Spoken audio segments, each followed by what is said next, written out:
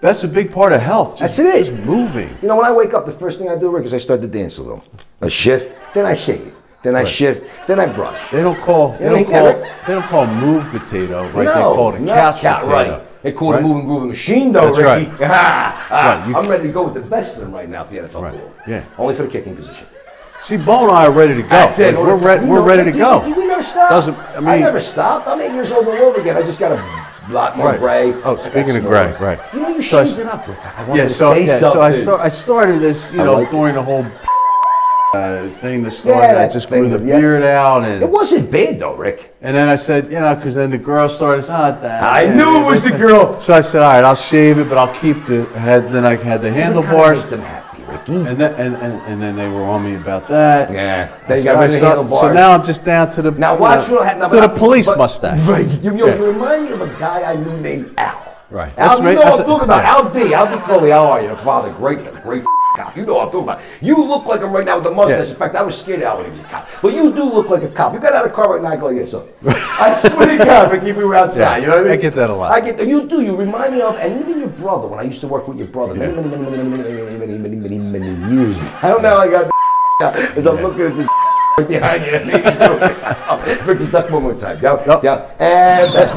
And anyway, be honest with you, Ricky. And don't even let because I'm getting used to him. See, that was that thing he was trying to tell us last month. There's this new thing. Yeah. Coffee's not bad at all. No. Water not bad? Yeah, no, water's fine. Different than last week? No, it's not. It's not, because you know what you were drinking last week? No. Aquafina. You didn't taste any difference, Rick? Nah. You didn't see any difference? Water's water then, isn't it, Rick? Water's water. So one's why 12. Why is essential water $3 and that's $1.80? If water's water, Rick. It's all market. How do we market my size and make money over it? Yeah. How do we market other things? I'm coming out with a new pill, though. I wanted to tell you about this new pill. I wasn't going to reveal anything yet because they got the doc show going. But the new pill that's coming out is for your memory only. It's called the mono That's big. Pill. Yes. People I'm losing my memory. That's why I first discovered it. I actually walked in the house the other day, said hello to my kid. I said, hello, Bill. I don't know how to keep him, bro. So right away I went downstairs into the lab and I started working. That's bad. It's bad. Because I only have 2 friends named Bill and I don't even consider one a friend. So that's kind of crazy. Well, anyway, after I had to apologize to my son, I realized I started to work on this new medicine. It's the CK221 pill, which is a really dynamite pill. You take it once and you take it a second time. The only time you take it after that is when you say CK. So you have to do it 3 times. Once, probably like in the middle of the year, somewhere at the end of the year. And if you decide to say CK at any point, even if you want to do it after the second pill you take, and memory is now completely back. We're not completely FDA approved. We're about 70% ready to push this out. You mean if you say CK? Yeah, you have to say the word before swallowing. By accident, or no? It's actually a trigger in the brain. We figured out that something with CK does something in the brain to allow my medicine to go into the memory. Yeah, it's crazy. You know how I know? That's interesting. And how we work on it is there's name triggering. And people don't realize there's a lot of names. If you would just, hey, don't put all your eggs in one basket. Right. What happens if you only got one basket? Oh, that's a good point. We go back 12 times. That's a good point. Count all your pennies. Save a penny all your life. I should save pennies for 45 years. I just opened a jar yesterday. I had $13. I try to teach them. I try to teach the kids. You make the money. Rocco just started cutting lawns. I love that. He just started cutting lawns. He's making $90 a week. He's making more than I am, Rick. But so, see that we didn't make that. That's crazy. Putting in a shoebox and all. He's hustling, man. And I'm like, Rocky, you know how far ahead you are? Yes. All these kids today. 12 years old. He's already making 90. Playing on the. He's out there. Get out there, man. And that's it. Go knock on the other guy's house. Just pretty soon you'll be 10 in one envelope, 20 in the other, 20 in the pocket, 40 to the bank. Start over again. That's it. And then you just keep going and going. Then all of a sudden 12 turns to 50, 90,000. By the time he's 20 years old, 90,000 will be a low income for him. Oh, wait a minute, Rick. I think you just solved how you make $100,000. Right. But I didn't hear you say school. Right.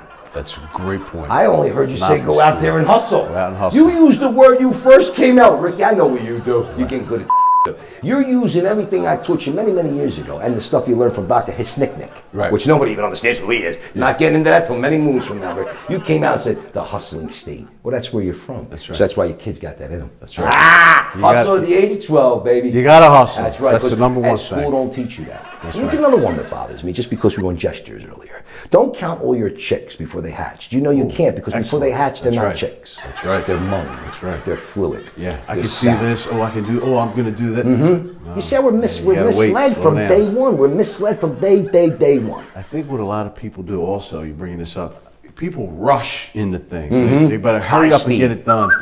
bang. But when you rush, you make mistakes. And then you get dropped. Right. And then it's a hard time coming up. And then you know what happens? Opium. Right. Because you could come up with a great idea and have something really good going on, but if you're going so fast, you can't even find yourself. You're missing things, and you make a mistake. Like, I'll be honest with you, Rick, I'm going to say something I never thought I'd say. When we were doing the show, the producer said, got a long life used to. I didn't understand what that meant. So I said, well, we're not really going fast. We got a lot to talk about. Then they understood when we sat down, but that's, I think, what he's saying right now with the hand. That's what he's trying to gesture. You know what I mean? And that's why, and if you notice a couple times, they've been throwing the alien and the devil in with us. And I don't know if the people are catching that yet, but you know what that represents, don't you? That we're going to start telling people about aliens and the do's and the don'ts. The good shoulder, the bad shoulder. Well, the came out and said there's aliens. That was all over the news. See that? And it went away. Yeah. Well, when it comes back, I have the one. Don't you see him dancing in the studio? Bill Miter's name is. It's nice just, guy. It's just. Well, I don't know if it's a guy or not. It's just like people that don't believe in a God or something greater than what they see. If people, and a lot of people today especially, don't believe in that stuff, so why would they believe in other life forms outside of Earth? Why would they believe that? They probably don't, because they can't see it, they can't touch it. Can't go that far. No belief. I believe it. Well, because you believe. If you believe in God, you understand we're not his first people. Right. We ain't his first try at this. If we are, it's kind of sad. You know another thing, Rick, people don't know. If you go and you Google, because Google's a friend of mine, made us look good. I like how you say Google. I Google it. Google it, Ricky. Yeah. Not when I'm doing surgery, though. Right. Like that other guy did. Yeah, YouTube it. But when you Google something, it makes us look smarter today. I just Googled the other day, not too long ago. I said to my friend, I said, look, let me show you how you're wrong. I Google statistics, and then all of a sudden they take Google's wrong. Yeah. So is it Google? Is it me? Is it you? Is it just the facts? Facts are facts. So wait again, where they come from? Oh, that's a good one. Facts are facts, right? But the thing is today, if you have facts, right, it doesn't always mean people are going to listen. No. Right? Because if you have enough people that believe one thing, it don't matter. Even though the facts are here, right, it doesn't matter. As They're long just as they going to believe do and believe what they say, what they think, what they want to believe. That's true. That's true. It's like, even though here's the truth. It's like this, not many people catch this. If there's 100 people in a plane and they're going to Canada from the United States of America, and on the way there, when it explodes, where do they bury the survivors? Well, that's a great question. I would say wherever they are. You know, that's so good, Ricky. Because if you really think about that, listen to what I'm going to say to you again. Oh, wait, say it again, say it again. I didn't think. Yep. And I didn't think, I was just saying. Say it. When you go too fast, you don't slow down. This is why we're together. You make mistakes. And it wasn't a mistake, it's a setup. So you don't bury the survivors. You can't bury them. But see, now if they do you got me on that. If they do this in other ways, though, Rick, how much could they get you on? That's a great word point. Trickery. Yeah. If you just maneuver a word here and there, sounds awesome, Rick. Right. You're driving home after a big purchase, and you're like, wait a minute.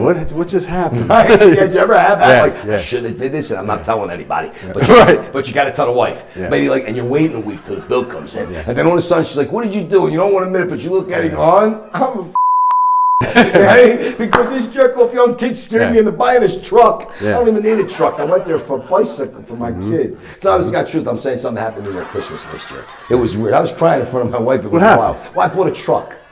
I went there and the kid was so down on his luck. He didn't sell anything. He probably told everybody this story, but you know me, Bo. I'm standing saying, listen, it's Christmas time, so I didn't sell anything. I'm not to sell my kids. I bought a $62,000 truck.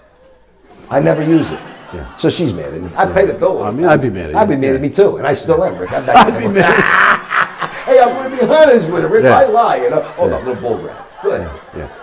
Well, I think we're pretty much this good. This one's a nice one because I see them saying beautiful stuff on that side. I see you looking over there. I see it's bothering you again. Yeah. Is he waving? I like when they put things up we should say. That I don't like. Like they hold the signs up. Yeah, like right now he's telling me talk about penis sizes. And all. See, he gets carried. You know what it is, though? When people ask you about that, they're usually short stubbed. Right. I don't say nothing to him because if you notice this and he's on the check. Yeah. So I don't say anything. So to me, he's got the biggest world. That's another thing I'm getting to right now. Yeah. You never notice that? Yeah, when a woman and a man break up, a woman will always tell a man he's got the smallest dick. Yeah, that's a good point. I don't know this dick because I know a black friend of mine has got a 14-inch. How you tell this guy he's got a small dick? Guess what? His girlfriend breaks up and she's screaming in the middle of the street. Hey, you big enough anyway. I said, sweetheart, what do you want? 2 legs in you? Right. Okay? Exactly. All right, how's she look anyway, Rick, when he pulls his thing out? Yeah. So anyway, everybody has a small dick with him. God. Well, we'll be back at you as soon as possible. Next time I may be naked and Rick may have his back out. Make sure you hit that subscribe button. And what it is again, Rick, like these videos. Hit that what, Rick? Hit that what? Subscribe button again? Subscribe. Hit that subscribe button. Hit that like. Give him a comment. What else, Rick? What do you want to say? Say something to somebody out there you like. Listen, we just want to thank everyone. Yes. That's been following us. Doing it, yeah. Everyone that's starting to, we're getting more subscribers each week. More. And they're writing more appreciate material. you Yep. all over the world. All over the world. All right? Thanks, guys. See you soon. You got it. Oh, we're going to have a bull with that.